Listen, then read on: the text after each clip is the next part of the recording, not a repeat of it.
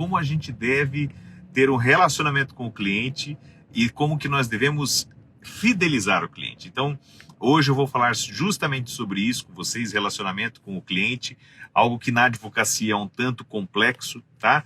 Na profissão jurídica é um tanto complexo também, mas é um ponto-chave para que vocês tenham sucesso na atividade de vocês. Principalmente porque, queridos, vocês nunca podem esquecer que todo negócio depende de relacionamento, depende de pessoas.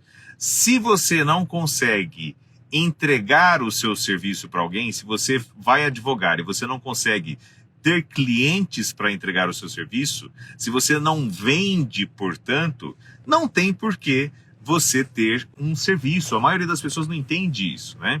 Então, eu sempre falo isso, inclusive. Uma das atividades-chave do escritório é a atividade de relacionamento. Por que eu não falo só vendas? Falo de relacionamento.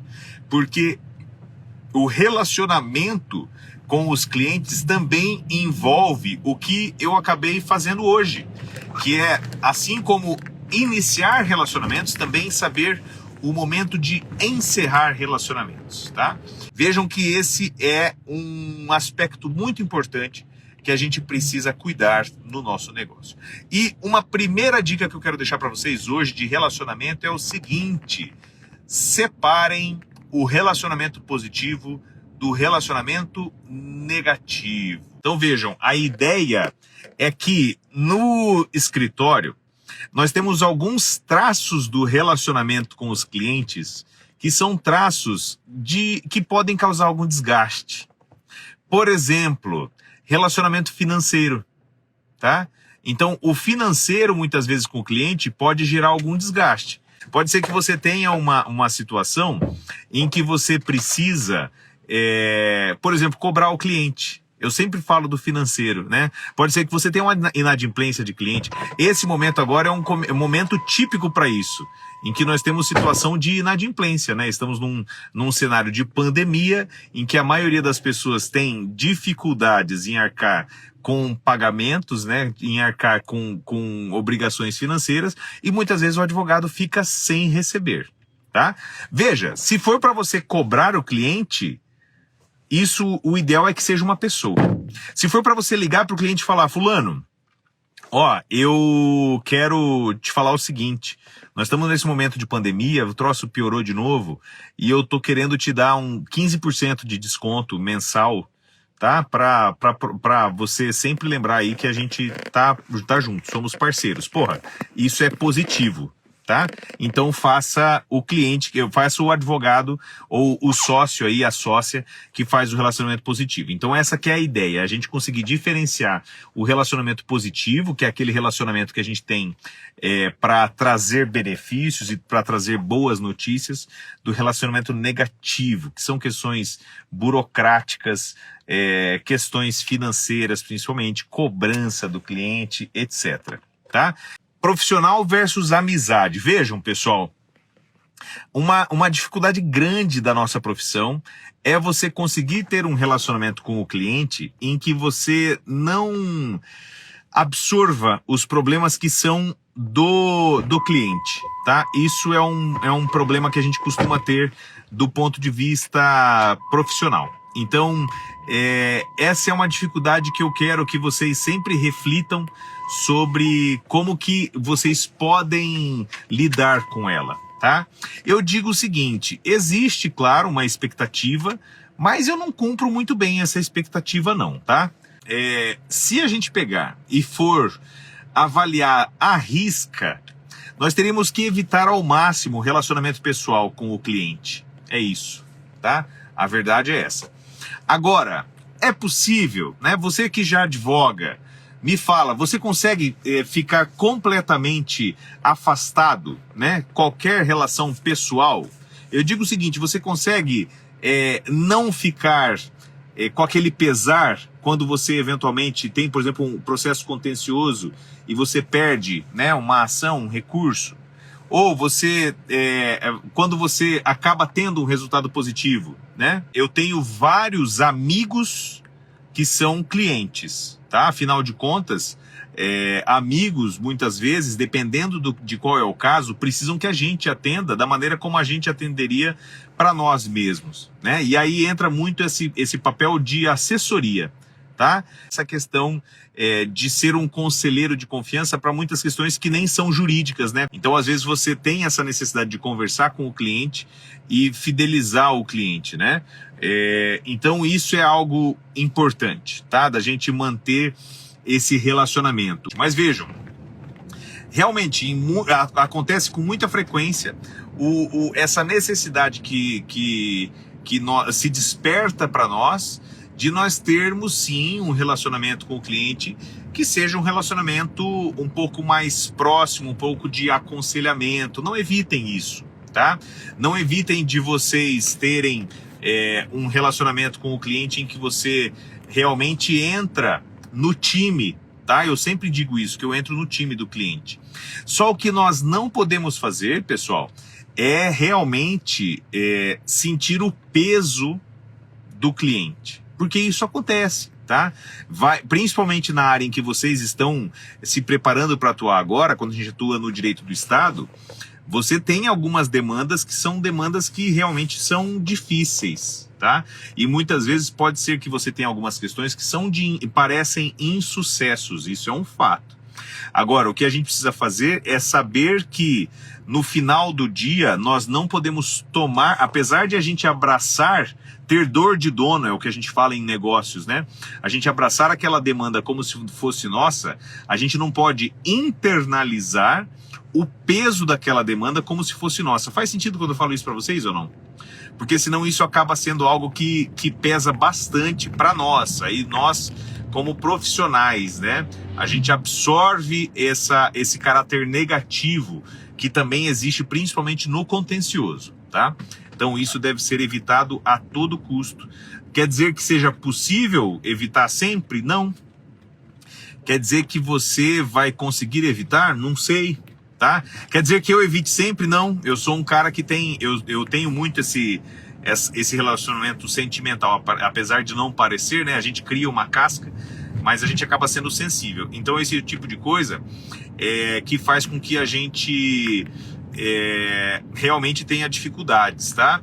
Não se esqueçam, pessoal, questão muito, muito relevante sobre relacionamento com o cliente e fidelização do cliente, que é o seguinte: não criem esperanças específicas, mesmo que elas sejam realistas.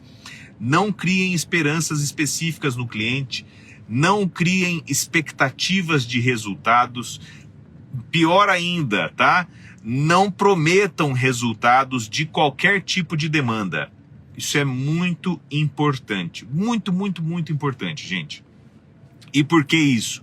As expectativas do cliente são expectativas que só ele consegue gerar, tá? Quando você acaba prometendo um resultado, tá?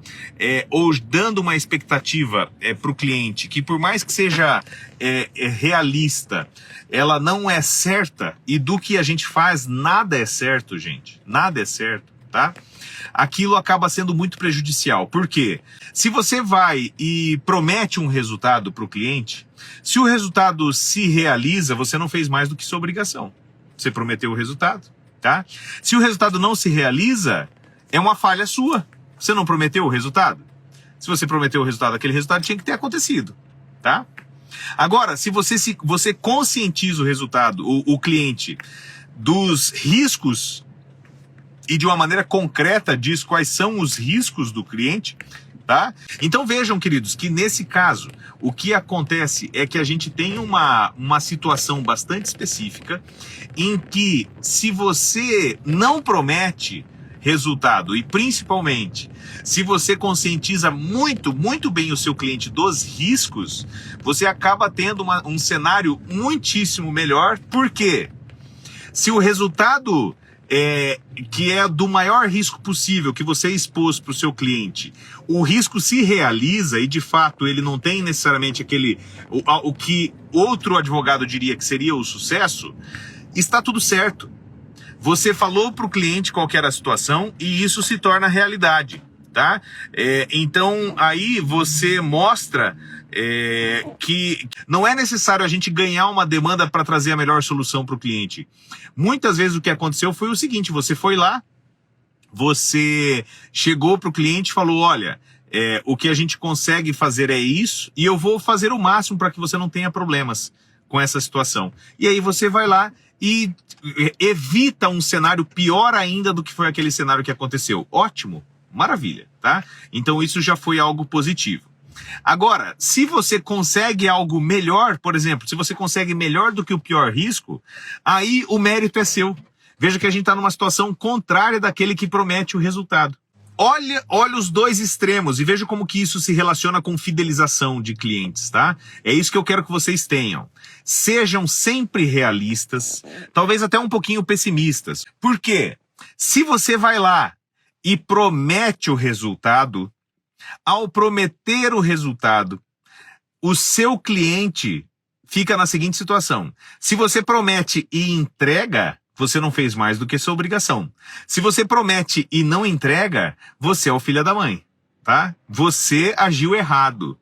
Esse foi o caso que aconteceu com muita gente, por exemplo, no direito tributário, em relação às ações do FunRural. Quem conhece o caso sabe do que eu estou falando. Quem não conhece, deixa anotadinho aí para você pesquisar no Google depois o que aconteceu naquelas ações do FunRural. Tá? Em que muita gente vendeu para os clientes uma revisão da carga tributária relativa ao Fundo Rural, dizendo o seguinte, não, você não precisa pagar Fundo Rural, porque você é produtor rural, pessoa física, e o produtor rural, pessoa física, não precisa pagar uma contribuição previdenciária, certo?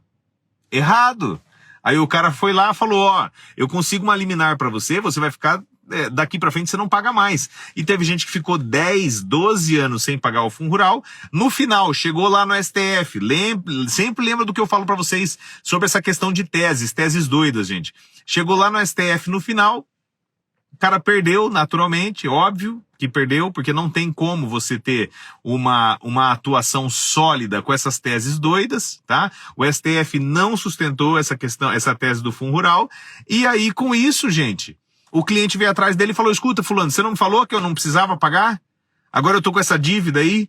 Tem cliente meu, gente, que hoje eu estou fazendo para ele defesa de execução fiscal de Fundo Rural. Que não fui eu que entrei com a revisão do Fundo Rural. Mas agora quem tá defendendo ele do fumo sou eu, cobrando ele. Perceberam? Esse advogado que entrou com a revisão do Fundo Rural, fidelizou o cliente? Não. Tanto que agora, para fazer a defesa na execução fiscal, quem está fazendo a defesa sou eu, que não fui eu que entrei com a revisão para ele, tá? Então essa é uma questão muito importante sobre relacionamento com o cliente. Portanto, gente, veja, se você não promete o resultado, se você fala, ó, é o seguinte, essa tua situação é uma situação grave, é a situação XYZ, né? Comprou a Hilux, né, Antônio? É a situação XYZ, você está num cenário grave, você está num cenário de risco. Agora, você tem duas opções. Você pode desistir, eu conversando com o cliente, tá? Você pode desistir, o que todo mundo pode fazer, você pode simplesmente falar, ó, cara, já estourou, já deu a merda, agora é tentar, deixa pra lá, tá? Isso pode ser uma postura, ou você pode tentar lutar ao máximo. Eu sou um advogado que estou aqui para te ajudar a lutar ao máximo. E tirar, mesmo que muitas vezes você perca, mas fazer com que você tenha o melhor resultado. Talvez diminuir um valor, não pagar uma correção, taxa de juros que seja indevida, alguma coisa nesse sentido. Se você topar, tô aqui para isso. Maravilhoso, gente. Vejam que nessa situação, se o cliente perde, muitas vezes é quase certo que vai perder, ele vai falar, ó, pô, perdi, mas eu fiquei feliz, tá? Porque você pegou e realmente me atendeu de modo que eu tivesse o melhor atendimento possível. Por mais que o meu cenário não fosse um cenário tão favorável. E não se esqueçam daquilo que a gente já falou, nunca seja sócio do cliente. Nós não somos sócios do cliente, tá? Então isso é um ponto. Agora, pode ser que dê certo. Se der certo, né? Aí é um mérito fantástico seu, sabe por quê? Você pegou uma situação que já estava fodida e foi lá e resolveu para o cliente. Quer dizer que isso seja uma manipulação de expectativa do cliente? Não, é o contrário. É a gente deixar de prometer um negócio que a gente não deve prometer.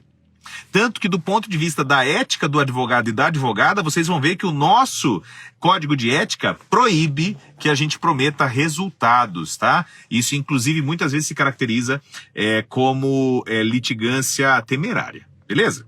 Quando você, como advogada, como advogado, vai lá e você assume o risco, você se torna sócio do cliente, você entra no caráter aleatório daquele risco, que foi o que aconteceu com o pessoal do Fundo Rural. Tem muito colega nosso que o cara foi dormir milionário e acordou miserável. Então, o que ele fazia? Ele pegava e entrava com essas ações no risco, tá? Não cobrava nada para entrar com as ações, né? Rachava com o paqueiro, ou às vezes até pagava uma graninha pro paqueiro lá. O cara investiu anos naquilo. E aí ia lá, no final, perdeu tudo, perdeu. E agora? Agora é isso que aconteceu, né? Vejam, triste pra cacete, né? O termo técnico é esse, triste pra cacete. Por quê? Não tem o que fazer, gente. Infelizmente é uma situação que já nasceu problemática. Esse é um problema grave do ponto de vista de concepção do que é o negócio de advocacia. Faz sentido quando eu falo isso pra vocês? Tá? Me digam se faz sentido quando eu falo isso pra vocês. Por quê? Porque não é assim que você fideliza um cliente. Nós temos essas situações, que são situações que acontecem. Esse é o tipo de profissional que ele fideliza o cliente? Não. Agora, e ao contrário, se você faz o que todos vocês estão discutindo aqui, você vai lá, ouve os problemas do cliente, você interpreta os problemas para ele, não fica prometendo resultados, se solidariza com aquele problema do cliente e se propõe a buscar uma solução que seja uma solução razoável. Vamos buscar uma solução razoável, tá? Garanto que vai conseguir alguma coisa? Não garanto, mas se você tem duas opções, você pode desistir do problema ou você pode tentar resolver o problema, e nós estamos aqui para resolver o problema. Então, com isso, a gente tem uma situação em que você efetivamente vai trazer a fidelização do cliente. Quando você faz o que o Antônio deu de exemplo para nós hoje, de pegar e falar, cara, não tem como registrar essa tua marca, tá? Como esse é algo que você ainda pretendia fazer em termos de negócio, então a gente muda a nossa estratégia, tá? O que eu te garanto é que eu vou buscar contigo as melhores opções para a gente lidar com o seu problema. Fantástico, né? E aí você efetivamente entrega isso para o cliente. Traz as melhores opções de uma maneira realista, tá? Mas sem nada... fora do normal. E aí, com isso, você consegue efetivamente ajudar o cliente. Aí você está ajudando o cliente, aí você está agregando valor nos serviços que você presta a esse cliente. Aí sim, no final, vejam, a decisão final é inteiramente do cliente. Então, isso é um posicionamento fantástico, que eu não tenho dúvidas que é o posicionamento que consegue fidelizar o cliente. O exemplo que eu já dei para vocês nos cursos sobre a prescrição é um exemplo clássico, em que você ajuda o cliente e você cobra do cliente, porque essa consulta em que você vai e fala para o cliente, escuta, isso aí, cara, é melhor a gente deixar do jeito que tá. Ou, isso aí, eu não sei se você vai ter a melhor solução agindo assim, assim, assado. Isso aí é trabalho. E isso é um trabalho em que você deve faturar honorários, tá? Eu fiz uma consulta de 1 hora para o cliente em que eu expliquei para o cliente qual é o problema. Isso é trabalho, isso é uma consulta, isso deve faturar honorários. A única questão é que nesse caso eu recomendo fortemente, até para você fidelizar o cliente, que nunca cobre honorários para os quais você não fez um aviso prévio ao cliente. Questão importante, nós estamos circulando bastante aqui entre os pontos, mas eu espero que esteja ficando coerente para vocês. Então você vai fazer essa consulta para o cliente. Antes da consulta você diga, olha, fulano, é assim, eu vou fazer uma consulta para eu te falar tudo. Eu vou te falar se deve ou se não deve, tá? Se faz ou se não faz, se a gente prossegue ou se a gente para. A minha proposta é essa. Mas para cumprir essa proposta, eu vou investir uma hora de trabalho, que é uma hora de trabalho que de fato eu vou te dar resultados. Afinal de contas, saber se você deve ou não arriscar é melhor do que você simplesmente ficar na dúvida, tá? E aí, com isso, você pode faturar honorários do cliente, mais uma vez fidelizando o cliente. Vai acontecer de você perder clientes por causa disso? Vai. Aquele não era o seu cliente. Tem colega que fala, como que você cobra consulta? Eu não consigo cobrar consulta. Não, imagina, no Brasil cobrar consulta, isso não funciona. Funciona sim. Funciona assim. Só que você tem que fazer do jeito certo. Gente, vocês sabem que eu não sou um advogado que vive na maior parte das vezes de contencioso. Eu vivo de consultivo. Se eu não cobrasse a consultoria que eu faço, eu tava miserável atualmente. Eu não tinha receita praticamente nenhuma, tá? Esse cliente que fala, não, eu não quero te pagar consulta, esse cliente que fala, não, você tem que se garantir, depois você recebe o teu lá, 20%, 15%, esse é o cliente que, se você advogar para esse cliente no risco, tá? Advogar para esse cliente no êxito, e depois, quando você levantar o valor de um contencioso, por exemplo, nesse contencioso você descontar os seus honorários contratuais e pagar para ele menos, foi uma ação lá de 100 mil reais, que você tinha 20%, você desconta os 20 mil e você paga os 80 para esse cliente, esse é o cliente que vai te representar na OAB depois por causa disso. Sabiam que isso acontece muito, gente? Acontece muito, porque essa pessoa, o problema dela não é com pagar honorários de sucumbência. Essa pessoa não quer pagar honorários, ponto final. Ela não quer pagar honorários por nada. Essa que é a verdade, tá? Então esse é o cliente que você não quer na sua carteira. E a gente vai ver que tem muito disso, gente. Tem clientes que a gente não quer na carteira. Tem clientes que não são do perfil da nossa carteira. E comecem uma carteira saudável desde o começo. Faz sentido quando eu falo isso para vocês, pessoal? Já vou mandar um ponto aqui de direito material, que é uma dica de ouro para vocês, como lidar com a prescrição para quem não tem condições de pagar tributos. Então, digamos que você tem um cliente que ele não tem condições de pagar tributos, ele não tem como pagar o tributo que ele deve, ele é objeto de uma execução fiscal, tá? Ele é sujeito passivo em uma execução fiscal, os tributos que ele deve já estão em execução. Nessa execução fiscal, esse cliente eventualmente já foi até citado, tá? Mas foi tentado penhora, não encontrou bens e esse cliente não tem como ser cobrado. É diferente daquele nosso cliente que você que pegou a dica que eu te dei lá na Maratona Entenda Direito Tributário, você fez uma suspensão de exigibilidade do crédito tributário, tá? Então é diferente desse cliente. Estou falando do cliente que não tem como pagar e também não tem como ser executado. Esse cliente aí é um cliente em que você vai fazer, esse é o famoso devo, não nego, né? E pago sei lá quando. Esse cliente aí, quando ele vem fazer uma consulta contigo, você vai lá e analisa qual que é a situação desse cliente. E a situação desse cliente é o seguinte, já está numa execução há 2, 3 anos, tá? Já foi citado, nunca começou a correr o prazo para embargos, porque o prazo para embargos só começa a tramitar quando surge a penhora garantia plena do fisco. Então não está garantida a execução. Como não está garantida a execução, não tem prazo para embargos e execução.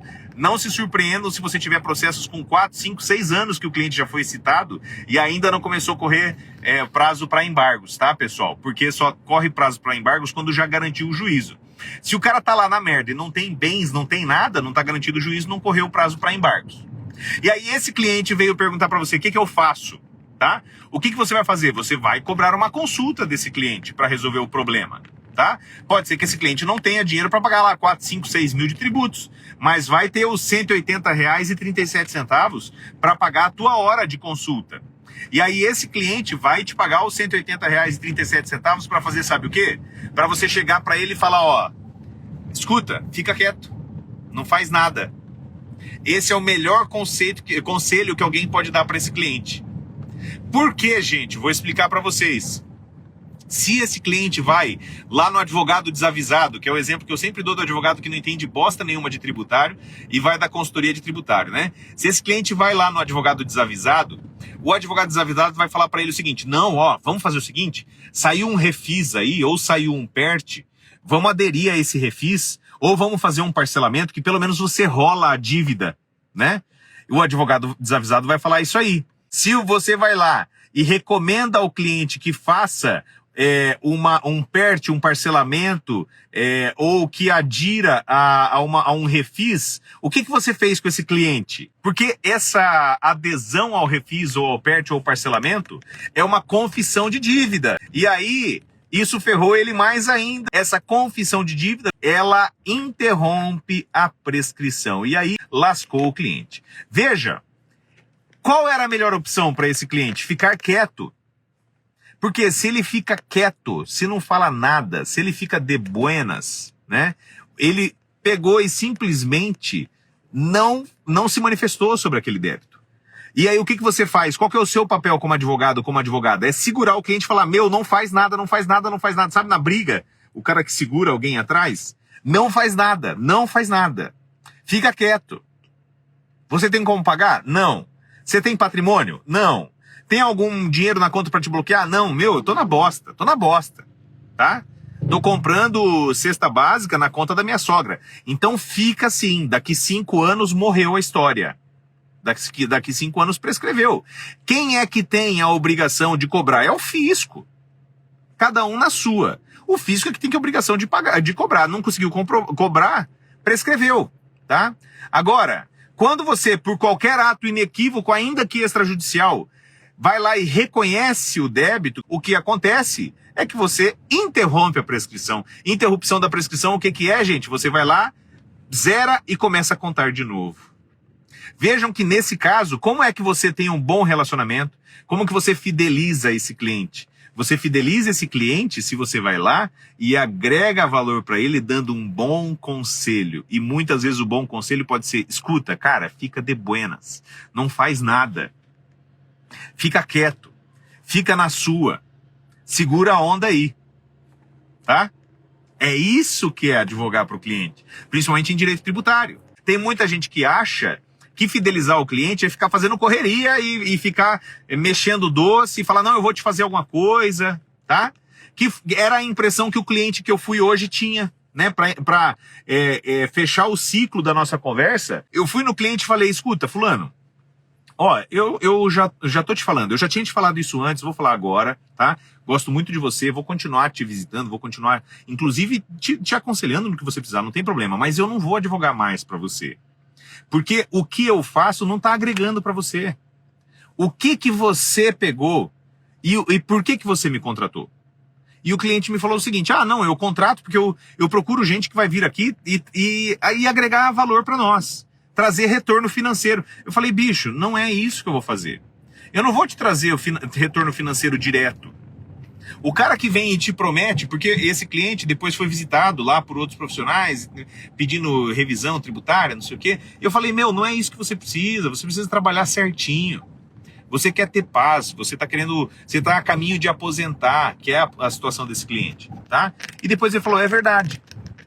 Mas, mesmo assim, o que eu fiz? Ó, fica por aqui, não tem problema, tá? A gente tinha um contrato lá mensal, eu falo: ó, fica por aqui, não tem problema. Um dia que você realmente precisar de alguma coisa, me avise e a gente conversa pontualmente. É isso, tá? E é assim que você consegue fidelizar. Isso já aconteceu antes? Sim. Esses clientes voltam? Sim. Sabe por quê? Quem que foi o único que foi lá e falou a verdade para ele? Você. No meu caso aqui, eu. Mas é isso, gente, tá? Então, não se enganem. No médio e no longo prazo, que é o prazo em que a gente quer construir carreira, a gente não quer construir carreira para o curto prazo. No médio e no longo prazo, e eu já vou falar sobre o curto prazo também, a gente quer que o cliente sinta essa firmeza e que com essa firmeza ele diga: olha, realmente estou feliz com a minha representação aí, por parte da minha advogada, por parte do meu advogado, e eu acho que isso vai resolver o que eu quero. Ótimo, maravilha, era exatamente isso que a gente precisava, tá? Então vejam, O último ponto que eu quero tratar aqui com vocês sobre o relacionamento do cliente, como eu falei, eu ia falar sobre o curto prazo. Dica para vocês para relacionamento com o cliente no fechamento de contrato, tá? Quanto mais realista você é com o cliente, melhor, inclusive para o fechamento de contratos. Então, se você ainda sente, principalmente se você está no início da carreira, que você tem a necessidade, às vezes, de dar um panorama mais positivo do que negativo para o cliente para que você feche o contrato, ou se você ainda sente que você precisa, sabe, aquele impulso de prometer resultado, tá? Por mais que você não prometa, mas você sente aquilo, saiba de uma coisa: o cliente enxerga mais confiabilidade, mais seriedade no advogado, na advogada, que vai lá e fala a verdade, por mais que essa verdade às vezes seja um pouco seca, tá? Então isso é um fato da realidade. Então não se esqueçam disso, gente. O cliente sempre vê esse mérito maior, essa seriedade maior no advogado, na advogada, que tem a postura de apresentar a realidade, a vida como ela é. Tá? Se você tiver algum cliente que, quando você apresenta a realidade, esse cliente não quer te contratar, dê graças a Deus. Esse é o cliente que, se não te dá problema agora, vai dar problema depois. Vão pelo meu conselho, gente. Esses dias eu dei um orçamento aí de uma defesa num processo meio complicado contra a administração pública, de algumas dezenas, tá? Algumas dezenas de milhares de reais de honorários. E eu falei para o cliente mais de uma vez a realidade. E eu falei, se vocês não aceitam essa realidade, não tem problema, não precisa me ligar de novo. E o pessoal não me ligou. Melhor assim. Ah, professor, mas porra, você vai perder tudo esse tanto de honorários? Sim. Porque, na verdade, eu só estou perdendo esses honorários de uma maneira ilusória. Na realidade, eu nunca tive esses honorários, porque esse cliente nunca foi o meu perfil de cliente e ele daria muito mais problema do que essas algumas dezenas de milhares de reais que eu estou precisando, assim como todo mundo, né? Mas a gente precisa mais de sustentabilidade no negócio do que qualquer outra coisa. E vejam que o relacionamento com o cliente é chave para a gente ter sustentabilidade na advocacia. Beleza, queridos? Valeu, gente. Um beijão. Até mais.